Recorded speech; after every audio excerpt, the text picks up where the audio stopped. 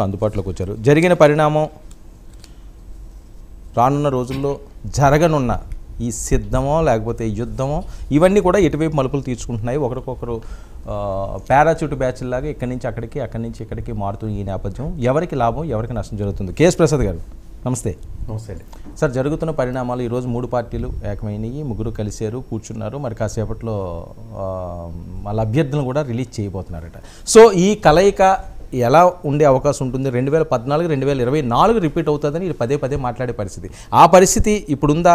జగన్మోహన్ రెడ్డి గారిని ఎదుర్కొని ఓడించడం, వీళ్ళు అనుకున్న వైనాట్ పులివెందుల అన్నది వర్కౌట్ అయ్యే పరిస్థితి కనిపిస్తున్నదా? ముందుగా 99 టీవీ ప్రేక్షకులకు నమస్కారం, అలాగే ప్యానెల్లోని పెద్దలకి మీకు కూడా నమస్తే అండి.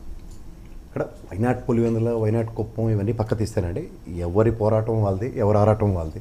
అందుకే అందరికీ అధికారమే పరమావధి అన్న దగ్గర ప్రజాస్వామ్యంలో ప్రజల కోసం ఎవరు ఏం చేశారన్నది ఇట్స్ అ ప్రూవెన్ ట్రాక్.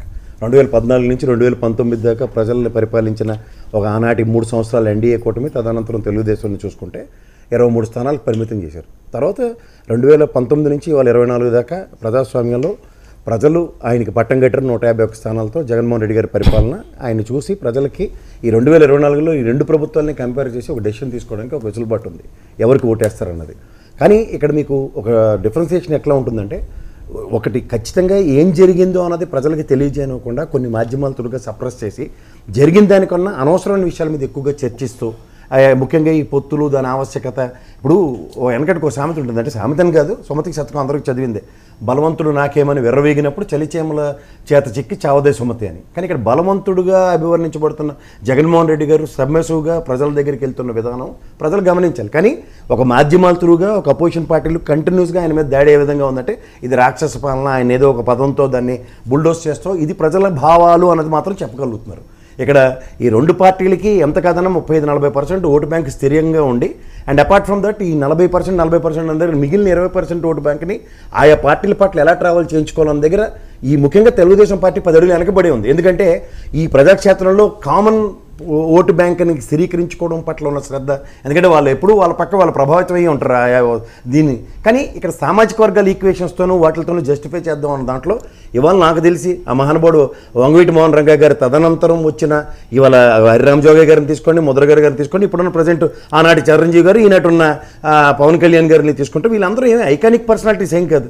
ఓ రాధారంగ మిత్రమండలి సంబంధించిన ఓ తాళపాలెం బుజ్జి గారు ఉన్నారు. తర్వాత మా మిత్రుడు ఈయన కూడా నిరంతరం ఆ సామాజిక వర్గానికి, ముఖ్యంగా ఆ విగ్రహాలు పెట్టే దగ్గర బుజ్జి గారి కమిట్మెంట్స్ అందరికీ తెలిసిన విషయాలే. కానీ ఇవాళ వీళ్ళందరి ప్రభావంతో ఓటు బ్యాంక్ కింద కన్వర్ట్ చేసి చూపిస్తారు అన్నది మాత్రం నేనైతే ఆ డిస్కషన్కి దగ్గరలో కూడా నేను ఉండను. ఎందుకంటే వీళ్ళంత ప్రభావం చేసే అంత అంశాలతో ముడిపడి ఉండవు.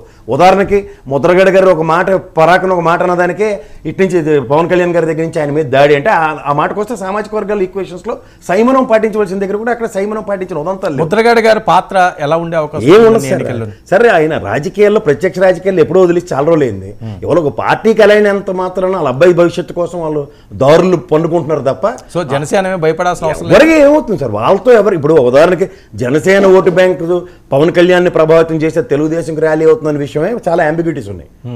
అండ్ అపార్ట్ ఫ్రమ్ దట్ ఇవాళ ముద్రగడ గారు ఓటు బ్యాంకు ఆయన చెప్పినంత మాత్రం వెళ్ళి వైఎస్ఆర్సీపీకి వేసేస్తారన్నది అయితే ఊహకు అందని విషయం.